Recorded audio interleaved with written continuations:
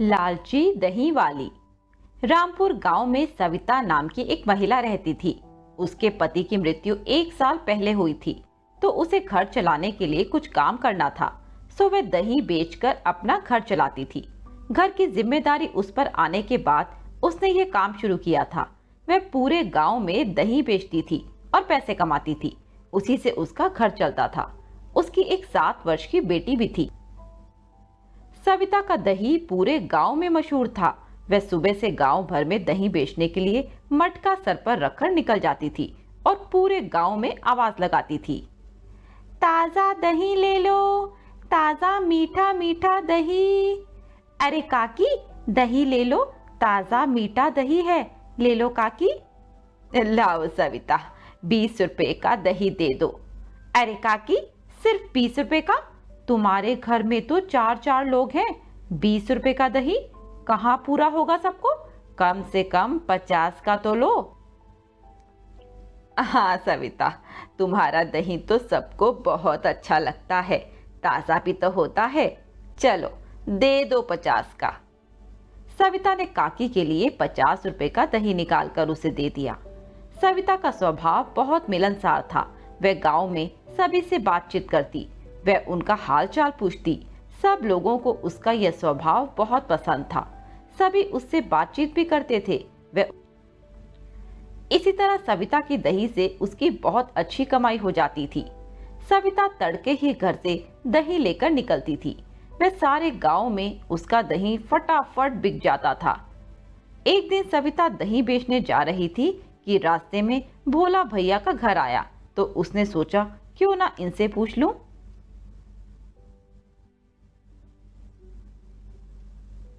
भोला भैया, भोला भैया, बस थोड़ा सा दही बचा है, आप ले लो तो मैं खाली मटका लेकर अपने घर लौट जाऊं। हाँ हाँ, लाओ दे दो। सविता ने बचा हुआ दही भोला के बर्तन में डाल दिया। वह उससे पैसे लेकर घर की तरफ चली गई। भोला के घर के बाहर एक बहुत सुंदर मुर्गी थी। सविता की नजर उस मुर्गी पर पड़ी। उसे वह बहुत ही सुंदर लगी, पर वह उसे देखने के बाद घर को निकल पड़ी। 2 दिन बाद सविता भोला भैया के घर के बाहर दही देने के लिए आई, तो उसने अंदर झांका। सविता ने देखा कि भोला के सामने वह मुर्गी बैठी है और उसने एक सोने का अंडा दिया है। खिड़की से नजारा देखकर सविता बहुत हैरान हुई और सोचने लगी, ये कैसी जादुई मुर्गी है जिसने सोने का अंडा दिया? क्या मेरी आंखें धोखा खा रही हैं? यहाँ मैंने सच में ही सोने का अंडा देख लिया है। ये तो जादुई मुर्गी है, इसका पता तो लगाना पड़ेगा। वह धीरे से अंदर आ जाती है और भोला से पूछती है, भैया क्या आज दही नहीं लेना? हाँ हाँ, दे दो। तभी बातों बातों में सविता भोला से पूछती है, ये मुर्गी कैसी है? अभी अभी मैंने आपके दरवाजे पर खड़े हुए देखा कि ये सोने का अंडा दे रही थी। भोला बहुत ही सीधा व्यक्ति था। उसने सविता को बताया, हाँ हाँ, यह एक चमत्कारी मुर्गी है। लॉकडाउन के दौरान मेरा काम बिल्कुल खत्म हो गया था। मैं बहुत दुखी रहने लगा था। अपने परिवार को पैसे भी नहीं भेज पाता था, जिस कारण घर में फाके होने लगे थे।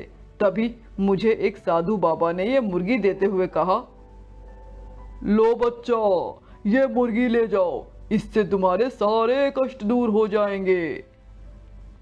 अगले ही दिन मैंने इसे सोने का अंडा देते हुए देखा तो मैं हैरान हो गया, और फिर मुझे समझ आया कि यह भगवान की कृपा से मुझे मिली है। तभी से मैं इसका बहुत ध्यान रखता हूँ और यह मुझे सोने का अंडा देती है, जिससे मेरी सारी परेशानी दूर हो गई। यह सुनकर सविता थोड़ी हैरान, थोड़ी परेशान हो जाती है। वह भोला को दही देकर कुछ कुछ सोचती हुई घर से निकल जाती है। वह मुर्गी को निहारती हुई अपने घर को चल देती है। घर जाकर उसे रात भर नींद नहीं आती। वह सारी रात मुर्गी के बारे में सोचती रहती है। काश मुझे वो मुर्गी मिल जाए तो मेरे तो सारे दुख दूर हो जाएं। क्यों ना मैं भोला की वे मुर्गी चुरा लूं? ऐसे सोचते सोचते पूरी रात उसने आंखों में ही काट दी। सुबह सवेरे जल्दी उठकर सविता दही बेचने निकल जाती है। रास्ते में वह मुर्गी वाले से एक साधारण सी मुर्गी लेती है। वह उसे अपनी दही की टोकरी में छुपाकर भोला के घर को ले जाती है। भोला के घर के बाहर खड़ी होकर सविता आवाज लगाती है, भोला भैया, भोला भैया, दही ले लो। आज दही बहुत ताज़ा और मीठा है, बस थोड़ा ही बचा है, आप ले लो। नहीं नहीं, आज दही नहीं चाहिए। ये सुनते सविता थोड़ी निराश, अरे पैसे वैसे मत दो, थोड़ा सा ही बचा है, बस ये ले लो, मैं घर को चली जाऊं। अच्छा अच्छा, कोई बात नहीं बहन, दे।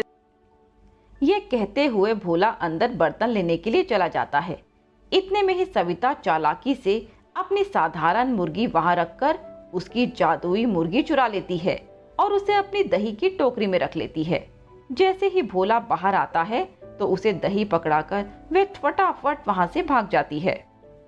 अरे बहन, पैसे तो लेती जाओ। पर सविता को वहां से भागने की जल्दी थी। अरे भैया, रहने दो, पैसे की कोई बात नहीं, आज तुम ये ऐसे ही ले लो। ये कहते हुए सविता उस टोकरी को पकड़कर अपने घर पे जल्दी से भाग जाती है, जिससे घर जाकर उस मुर्गी का सोने का अंडा निकाल सके। वह तेज कदमों से अपने घर की ओर बढ़ती है। वह घर के अंदर जाते ही अपना दरवाजा बंद कर देती है और टोकरी खोलकर वह मुर्गी को निकालती है। अरे मुर्गी मुर्गी, मुझे सोने का अंडा दो। अरे मुर्गी, मुझे सोने का अंडा दो। इस तरह सविता 3-4 बार यही बोलती है, पर मुर्गी कोई अंडा नहीं देती, बल्कि वह मुर्गी अपनी चोंच से सविता के मुंह पर वार करती है, जिससे उसके मुंह पर गहरी चोट आ जाती है और खून आने लगता है। सविता दर्द से कहराती है और सोचती है, हाय राम, ये क्या हो गया। लालची औरत, तुमने यह मुर्गी भोला से क्यों चुरा ली? यह तो भोला की मुर्गी है ना, उसे वरदान स्वरूप प्राप्त हुई थी, यह तुम्हारी नहीं है। चोरी करना कितनी गलत बात है। तुमने अपने लालच में आकर दूसरे की चीज चुरा ली। इस तरह से कभी किसी का फायदा नहीं होता। यह जिसकी चीज है उसी को फायदा देगी। अब जल्दी से भोला को उसकी मुर्गी वापस कर आओ।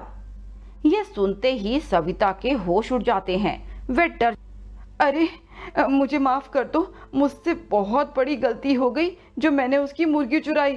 अब मुझे इसका फल भी मिल गया, अब मैं किस मुंह से उसके घर जाऊं। उधर भोला अगले दिन बदली हुई मुर्गी देखकर बहुत हैरान हो जाता है और सोचता है। काफी सोचने के बाद उसे याद आता है कि सविता ही दही देने आई थी।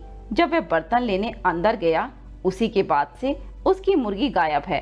वह गांव भर में इस बात की चर्चा कर देता है कि सविता चोर है। सभी गांव वाले भोला की बात मानकर सविता के घर की ओर चल पड़ते हैं। सविता, अरे ओ सविता बहन, क्या तुमने मेरी मुर्गी चुराई है? तुम्हें ऐसा नहीं करना चाहिए था, वह मेरी मुर्गी थी, तुमने क्यों सविता ने भोला और गांव वालों से माफी मांगी। तभी गांव की एक औरत कहती है, अब कोई तुमसे कभी दही नहीं लेगा। सविता बहुत रोती है, बहुत गिड़गिड़ाती है। अरे मेरा घर कैसे चलेगा, मेरी छोटी सी बच्ची है, मैं कैसे घर चलाऊंगी, कहाँ से खाना लाऊंगी। तभी गांव की एक औरत कहती है, ये तो चोरी करने से पहले सोचना चाहिए था। सविता, तुम्हारा अच्छा भला काम चल रहा था, पर लालच में आकर तुमने, अब कोई गांव वाला तुम्हारी कोई मदद नहीं करेगा, क्योंकि हमारे गांव में चोरों की कोई जगह नहीं है। चली जाओ इस गांव से। ये कहते हुए सभी गांव वाले और भोला वहां से चले जाते हैं। सविता रोती गिड़गिड़ाती रह जाती है, पर उसकी लालच का फल हमेशा बुरा होता है, जो कि सविता के साथ हुआ।